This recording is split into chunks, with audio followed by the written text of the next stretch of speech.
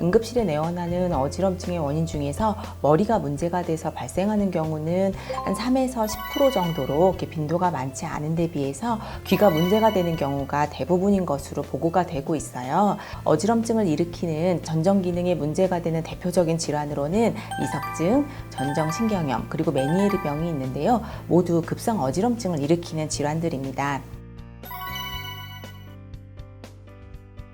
간단한 검사를 시행해서 원인 질환이 의심이 된다면 치료를 하고 추가적인 검사를 시행하지 않을 수도 있는데요. 또 다른 추가 검사가 필요하다고 판단되면 전정기능 검사나 혈액 검사 또는 CT나 MRI 같은 영상적인 검사가 필요한 경우도 많이 있습니다. 추가 전정기능 검사가 필요할 때 가장 중요한 검사는 온도 안진 검사로서 한쪽 귀가 망가졌는지, 전정기능이 망가졌는지를 평가하는 검사고요. 양쪽 귀에 교대로 물을 넣어서 눈의 움직임을 통해서 귀가 망가졌는지 괜찮은지 평가하는 방법입니다. 검사 시간은 한 3-40분 정도 소요가 되고요. 그 검사와 뇌에 병변이 있는지를 보는 뇌파 검사, 그리고 동적 자세 검사 등을 전반적으로 평가를 하게 돼서 최종 진단에 이르게 됩니다.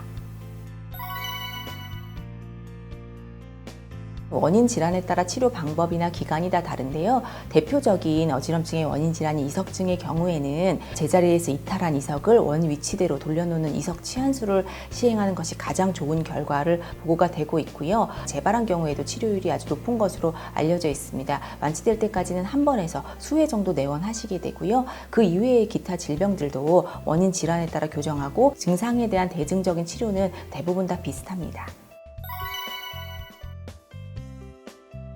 대표적으로 메니에르병 같은 경우에는 급성 어지럼증도 오지만 난청이나 어지럼이 재발하고 진행하는 경우가 있는데요. 초기에는 생활습관 개선이나 약물 치료 등으로 효과를 보는 경우도 있지만 난청이 진행하거나 어지럼증이 계속 재발하게 되는 경우에는 청력의 정도에 따라 고실내 젠타마이신 주입술이나 수술적인 치료로서 내림프낭 감압술이나 전정신경 절제술들도 고려해 볼 수 있습니다.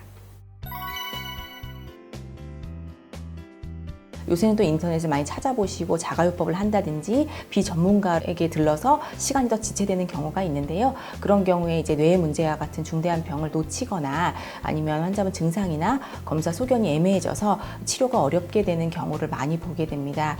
정확한 진단에 이르는 것이 가장 빨리 치료를 할 수 있는 길이기 때문에 이비인후과 또는 어지럼증 전문의에게 빨리 내원하시기를 좀 당부드립니다.